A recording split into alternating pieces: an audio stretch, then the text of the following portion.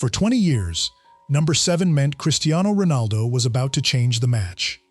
Now, sometimes, it can mean the match is continuing without him. That is the cruelest clock in football. Not the one above the scoreboard, but the one raised on the substitution board, glowing beside a touchline that once seemed built for his arrival. Before the Empire, before Madrid, before the records, there was Madeira, a boy far from the center of the game, learning that talent would never be enough unless he turned his life into discipline. Ronaldo did not only wear number 7, he made it feel like a promise. But time has a way of testing every promise, even the ones carried by legends. Before we begin, honor Cristiano Ronaldo with a like, and subscribe for more powerful stories behind the legends who gave everything to the game. Cristiano Ronaldo was born in Funchal, Madeira, in 1985, far from the grand football centers where scouts, money, and opportunity seemed to gather first. The island gave him beauty, rhythm, salt air, family memory, and a sense of belonging that would never fully leave him. Yet for a child with a ball at his feet, distance could become either a wall or a reason to run harder. Ronaldo learned early that being seen would require more than talent. He was the youngest of 4 children in a working family, raised by a mother, Dolores Aveiro, whose strength became part of his emotional foundation, and a father, José Diniz Aveiro, who remained close to the local game through Andorinha. There was no grand entrance into greatness. There was a boy on an island, a boy with restless feet, a boy who somehow understood that the world beyond Madeira would stay far away unless he moved toward it first. That beginning should never be painted only as misery, because Madeira was home. It carried love, childhood, laughter, identity, and the earliest shape of his dream. But it was also the place he had to leave if football was ever going to know his name. That is one of the deepest roots of Ronaldo's life: leaving. He left before most children understand the cost of distance. He left home young, and that separation gave ambition a painful shape. A child can chase a dream and still miss the sound of his own house. He can want the future and still feel the ache of the room he left behind. In Lisbon, at Sporting, the lesson became sharper. Talent opened the door, yet talent alone could never keep it open. Other boys were fast, strong, hungry, and gifted. Some were more settled. Some had families closer. Some had less homesickness to hide behind a brave face. Ronaldo began to discover that the only part of life he could truly command was preparation.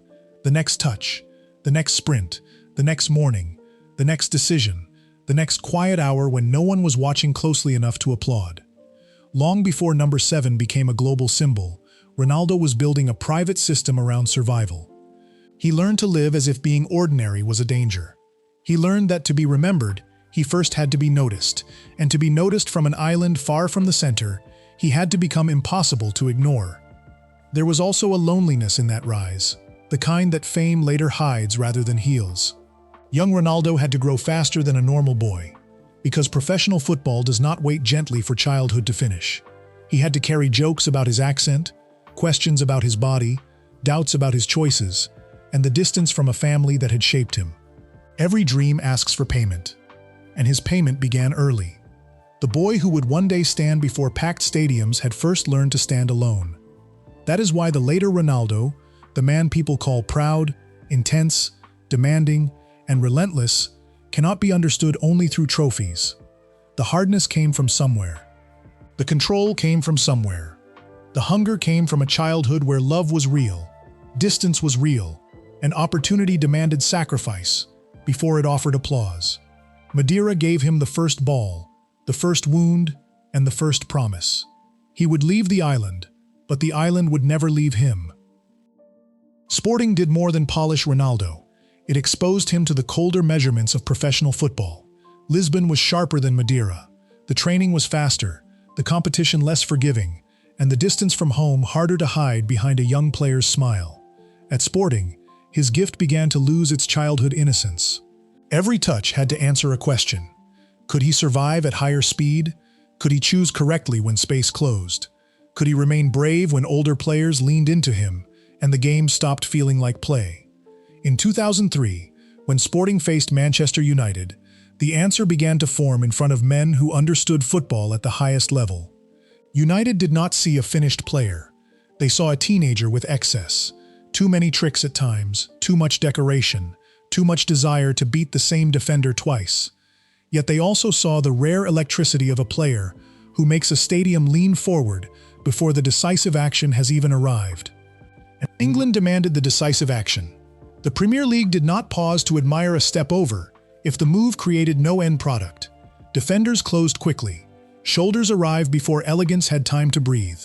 Crowds could be impatient, and the English game turned hesitation into punishment. Ronaldo had to become stronger, faster, sharper, and more exact. A beautiful touch had to become a cross. A run had to become a chance. Flair had to become production. Sir Alex Ferguson did not rescue Ronaldo like a figure from a fairy tale. He shaped a dangerous talent into a professional weapon. He gave him protection when he needed room to grow, structure when he needed discipline, correction when he drifted, and responsibility when the shirt began to weigh more heavily. The young winger learned that the greatest players do more than entertain. They decide. They change matches. They repeat the difference until it becomes expectation. The number 7 at Manchester United was never just a shirt. It carried old voices, old memories, and old pressure. At first, it seemed almost too large for him, like a future hanging on narrow shoulders. Then his body changed, his game changed, and the boy from Madeira became a problem English football had to solve every week. United forced him to mature in public, under weather he did not know, in a language that was not his first, in a league that punished weakness without ceremony. He arrived as a winger with dazzling feet. He grew into a forward who could finish, assist, accelerate, and carry the emotional temperature of a match. There were days when people doubted his style, days when they called him selfish, days when the promise looked louder than the product. Ronaldo answered through repetition. He turned criticism into fuel and training into identity. Manchester United gave him number 7. Ronaldo spent the rest of his life proving he could carry it. By the time Real Madrid called, he was no longer only a star. He was a standard, and Madrid would ask that standard to become mythology. The Bernabeu did not welcome pressure. It manufactured pressure. Cristiano Ronaldo arrived at Real Madrid in 2009, already famous, already decorated, already shaped by Manchester United into one of the most dangerous players in the world. But Madrid is different. Madrid places stars beneath history and asks whether they can breathe. Every touch is compared with memory. Every chance is weighed against the transfer fee, the shirt, the expectation, and the rival greatness across Spain that never stopped following him. At United, Ronaldo had grown into number 7. At Madrid, number 7 became an international language. Children copied the celebration. Cameras waited for the stare before a free kick. Defenders knew the cut inside was coming and still found themselves half a step late. Yet the miracle of his Madrid years was the way he made scoring feel like a weekly duty. 451 goals in 438 matches became more than a statistic. It became the outline of a life where the extraordinary became routine so quickly that even greatness had to report for work again 3 days later. At Madrid, a goal did not end the conversation, it began the next one. The crowd did not ask whether Ronaldo could be brilliant. It asked whether he could be brilliant again, and again, and again, until the impossible felt like part of the schedule. On certain Champions League knockout nights, the Bernabeu felt less like a stadium than a courtroom of light. The anthem would rise, the flags would tremble, and the camera would find Ronaldo's face before kickoff, because everyone understood the agreement. Madrid could struggle. The tie could tighten. The first half could grow nervous. A defender could block the first shot, a goalkeeper could push away the second, and the crowd could begin to make that old sound, half faith and half fear. Then the match would begin to tilt toward the one man trained to live inside that noise. A cross might come from the right, high enough to look hopeful rather than certain. A defender might take one step toward the ball, believing he had read the moment. Ronaldo would arrive above him, almost like a sentence the stadium had been waiting to hear. In that instant, the whole building seemed to understand the physics of his legend.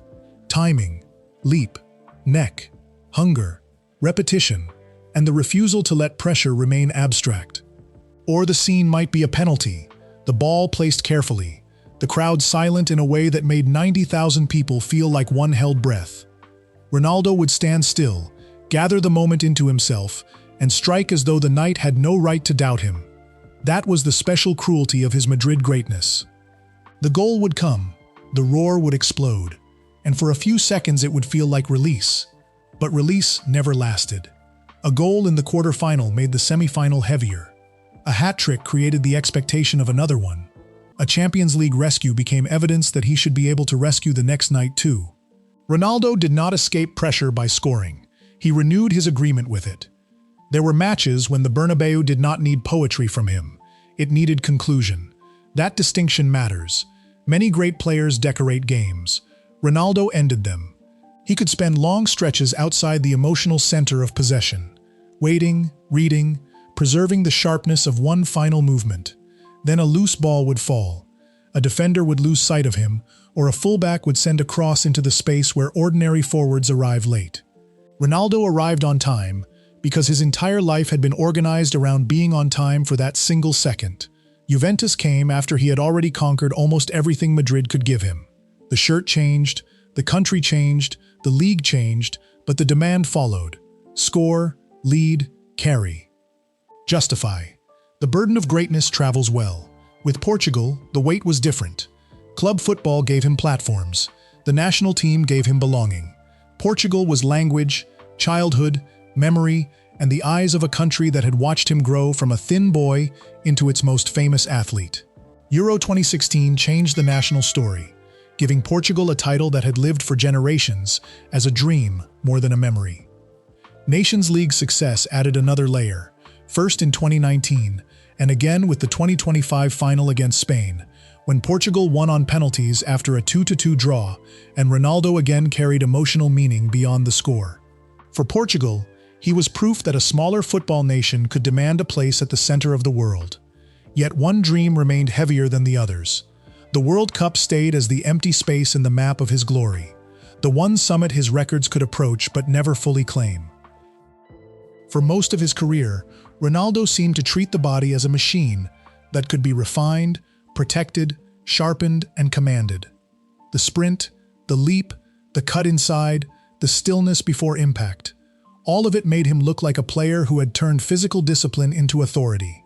But Euro 2016 gave the world a different image, one that belongs at the center of his physical story, because it was not generic pain, and it was not another hidden recovery routine after another match. It was Portugal's biggest night, the final in Paris, and Ronaldo was supposed to remain at the center of the field until the end. Instead, injury forced him away from the match, while the match was still alive. For perhaps the clearest time on a global stage, the public saw him confront a truth that no training plan can fully erase. Even the most disciplined athlete can lose command of the game through his own body. The scene carried its power because it reversed everything people expected from Ronaldo. He was not flying above a defender. He was not striking the decisive shot. He was not standing over the ball with the stadium, waiting for his will to become action. He was on the boundary, unable to play, trying to remain useful from the touchline. The captain became a voice. The player became a leader from outside the field. He moved, shouted, encouraged, suffered through the minutes in a narrow space between helplessness and responsibility. Portugal continued without his feet, yet his presence remained alive. That was the strange beauty of the night. He could no longer control the match as a footballer, so he tried to serve it as a captain. The injury made his limits visible, and because those limits were visible, his need to lead became more human. When Portugal won, the image became historic, though it also carried a quieter wound. Ronaldo had helped lift his country into a new emotional era, yet he had not been able to finish the match in the way his own nature would have demanded. A player built around control had to accept that control had left him. That is what made Paris so important to the deeper story. It was more than the cost of a knee, a challenge, or a night of tension. It was the first great public reminder that Ronaldo's body, however prepared, could still interrupt his will. For years, fans had watched him make the impossible look planned. Euro 2016 showed a champion trying to respond when the plan collapsed. He remained inside the match through voice, urgency, and leadership, but the ball had been taken away from his feet. The world remembers the victory. Ronaldo, one imagines, also remembers the helpless minutes before it, and beyond that touchline waited another kind of pain, the kind no athlete can train away, because some absences do not happen in stadiums, and some losses cannot be answered with one more goal. There are parts of Cristiano Ronaldo's life that discipline could shape, and there are parts it could never touch. Family grief belongs to the second kind. His father, José Denis Aveiro, passed away in 2005, when Ronaldo was only 20 years old, before most of the triumphs that would later define his name. That is the quiet wound inside the achievement. A son can lift trophies in front of millions and still carry the ache of one missing witness. Years later, in a deeply emotional interview, Ronaldo watched footage connected to his father and spoke with a plain sadness that cut through the armor of celebrity. His family could see what he had become: his mother, his siblings, his children. Yet his father was absent from the brightest rooms of that destiny. Those words did not sound like a brand, a champion, or a global icon. They sounded like a son standing before the one absence no medal could repair. In 2022, another private sorrow entered the public record when Ronaldo and Georgina Rodriguez shared the loss of their baby son, one of their twins. Their statement was brief and careful, and it did not require any added drama. It was enough for the world to understand that behind the wealth, the houses, the security, and the public image, a family had entered a silence no parent should have to explain. At Anfield, in the 7th minute, applause rose from supporters who would normally stand on the other side of rivalry. For 1 minute, football stepped aside. The number 7 was no longer competition, ego, celebration, or debate. It became a shared gesture of sympathy. That moment matters because it respected the boundary around private sorrow while still acknowledging it. The crowd could not change the loss. It could only say, briefly and collectively, that the man behind the shirt was being seen. That is the emotional center of this chapter. Ronaldo spent his life proving that work could bend destiny, yet there are rooms a trophy cannot fill. There are people a goal cannot bring back. There are quiet mornings after public triumph when grief still sits at the table. In the story of Cristiano Ronaldo, family pain is not a side note. It is the place where the myth of total control becomes painfully human. The world has often seen him celebrate with the full force of a man who believes in his own power. Less often, the world has seen the places where power ends: a father gone too soon, a child remembered with love, a family trying to protect its most tender wounds under a level of attention few people could survive. For older viewers, this part of his life may be the most familiar. Success can grow enormous, but the heart still knows who is missing. Fame can turn a man into a symbol, but grief always brings him back to being someone's son, someone's father, someone trying to keep walking after a door inside the family has quietly closed. Fame does not preserve only the brightest chapters. It also keeps public records of difficult ones. For Cristiano Ronaldo, some controversies became part of the wider story around his name, and this part must be told with restraint. In Spain, his tax case ended through a legal settlement in 2019, reported in formal language, figures, and court procedure. In the United States, a sensitive civil allegation brought serious claims into public view through filings and legal processes. Ronaldo denied the claims. These matters belong to lawyers, courts, public records, and careful wording. They should never be turned into imagined private scenes or emotional theater. The most responsible point is simple. As Ronaldo's fame grew beyond football, his public image could no longer be shaped only by goals, trophies, and celebrations. The same global attention that magnified his greatness also magnified every difficult headline attached to his name. The deeper sporting wound came later, from role. That public image shifted again during his return to Manchester United.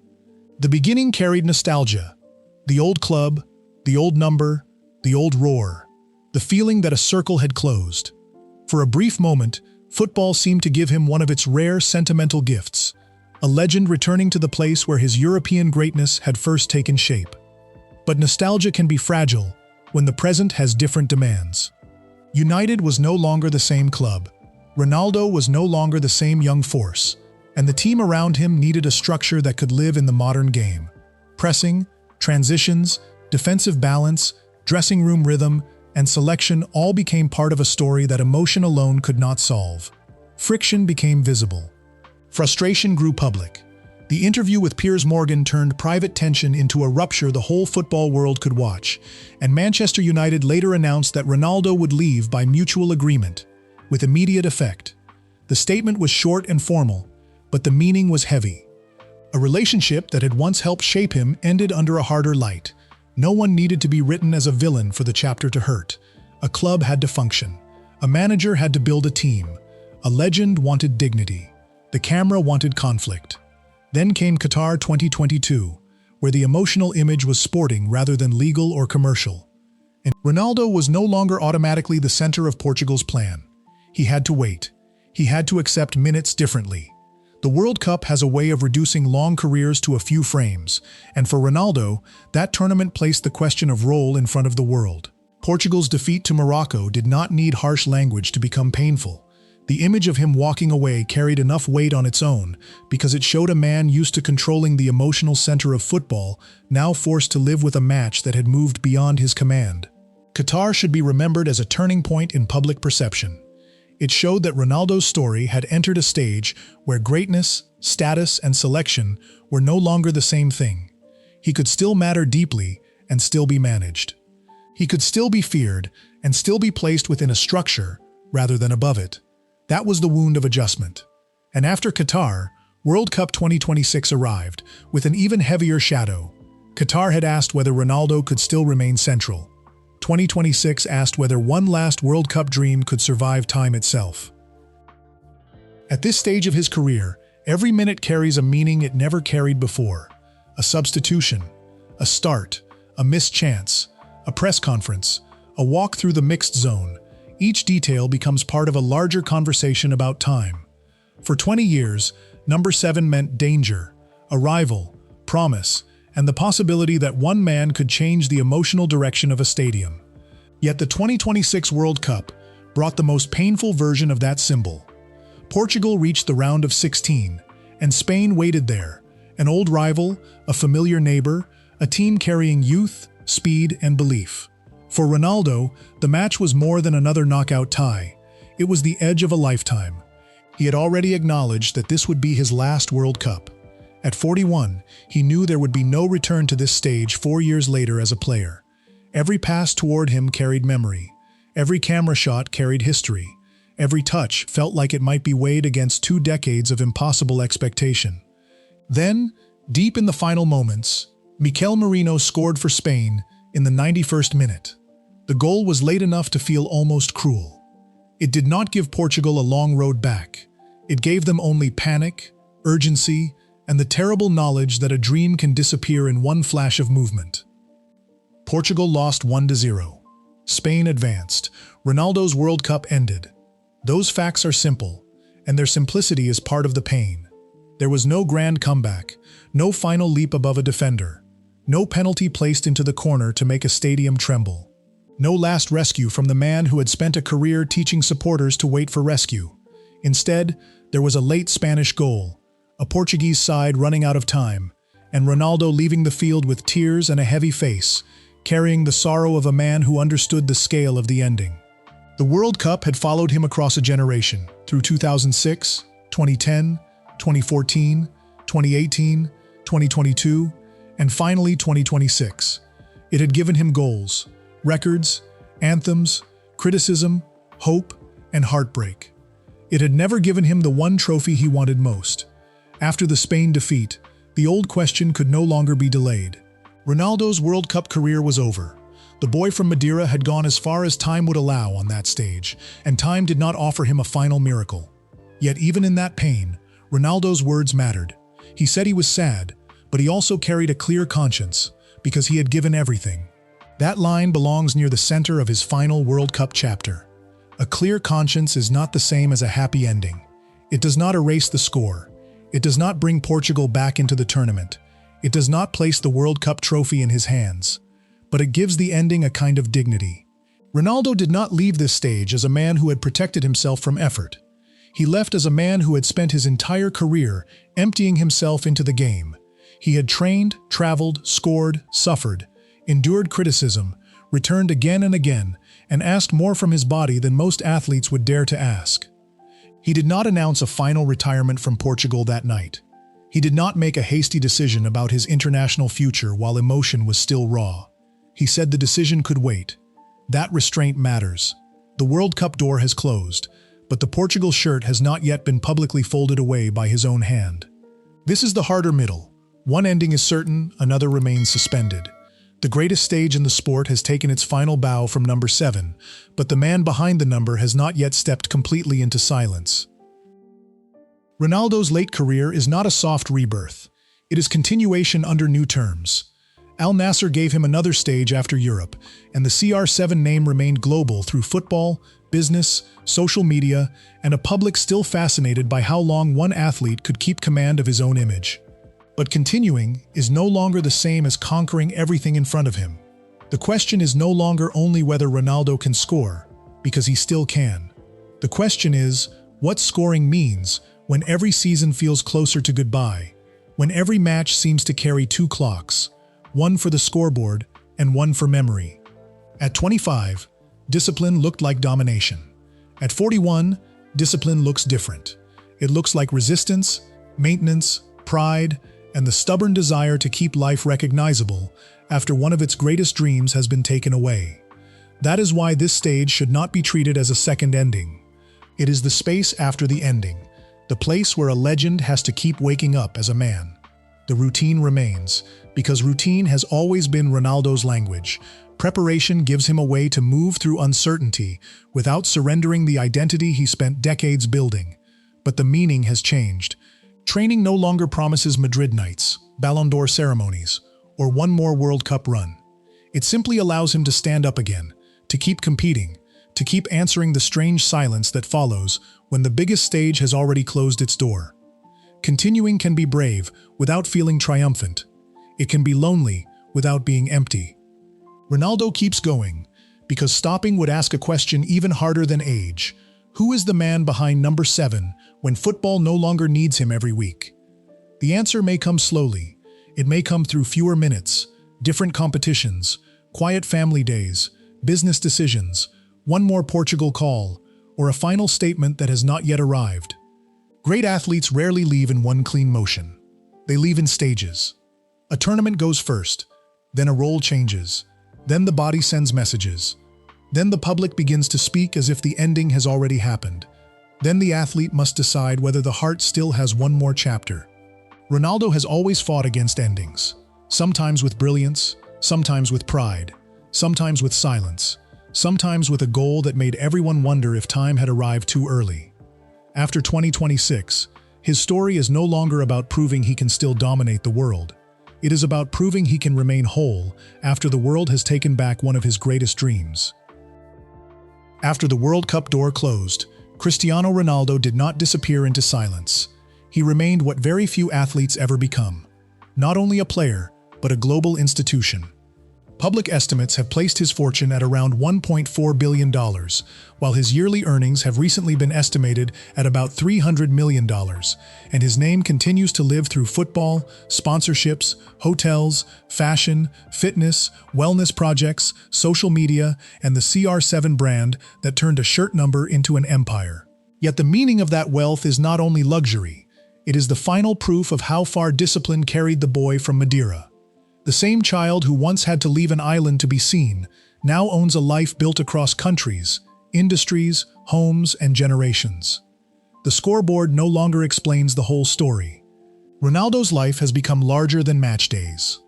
That larger life can be seen most clearly in the world he has built around himself. His reported mansion in Quinta da Marinha, Cascais, has been described as one of Portugal's most exclusive private homes, with an estimated value around 25 million euros. Reports have linked it to thousands of square meters of space, multiple floors, indoor and outdoor pools, a gym, cinema room, massage area, and a garage large enough for an extraordinary car collection. For Ronaldo, a house like that is not simply a display of wealth. It is privacy after decades of exposure. It is recovery after years of pressure. It is a place near the Atlantic where the noise of stadiums can finally fall away. His garage tells the same story in a louder language. Bugatti, Ferrari, Lamborghini, Rolls-Royce, Bentley, McLaren, and other machines associated with speed, rarity, precision, and status. The private jet and yacht reported in his lifestyle add to the same picture, not just extravagance, but control. Ronaldo spent his career controlling small margins: the sprint, the leap, the finish, the recovery. Now that instinct appears in the way he moves, protects, and organizes his life beyond football. But the most important part of that life is not parked in a garage or written into a business deal. It is family. With Georgina Rodriguez, Ronaldo has built a household the public sees only in glimpses: children growing older, birthdays, holidays, school moments, training clips, and quiet scenes of a life that fame can never fully own. Cristiano Jr. has become the child people watch most closely, partly because he carries the name and partly because he has shown interest in football himself. That creates both beauty and burden. To be Ronaldo's son is to inherit opportunity, but also a shadow almost no young player could easily carry.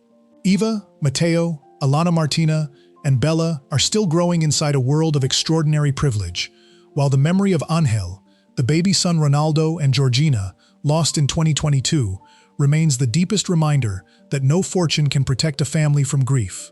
The homes, cars, jet, yacht, and business empire can surround life with comfort, but they cannot remove absence. They cannot stop children from growing. They cannot give back time. They cannot answer every private question a father carries after decades spent giving so much of himself to the game. That is why Ronaldo's present life is not simply a victory lap. It is a balancing act between empire and ending, wealth and memory, public image and private family. He still trains with the seriousness of a man who believes the body must be treated like a profession. Nutrition, recovery, sleep, gym work, treatment, and routine remain part of who he is. Not because they can make him young again, but because they allow him to remain recognizable to himself. At 25, discipline meant domination. Now it means preservation. One day, the shirt will rest without him. One day, the cars will matter less than the memories attached to them. One day, the houses will be less important than the family that lived inside them. But the discipline that built all of it changed football forever. Ronaldo taught the world that greatness is more than talent under bright lights. It is repetition when no one is clapping, sacrifice when the body is tired, pride when the role changes, and courage when the clock becomes honest. Number 7 was once a promise that the match could still be changed. Now it is also a reminder that even legends must share the field with time. If Cristiano Ronaldo's story stays with you, leave a like as a tribute to the boy from Madeira who turned discipline into a worldwide empire. And subscribe for more powerful stories behind the legends of sport.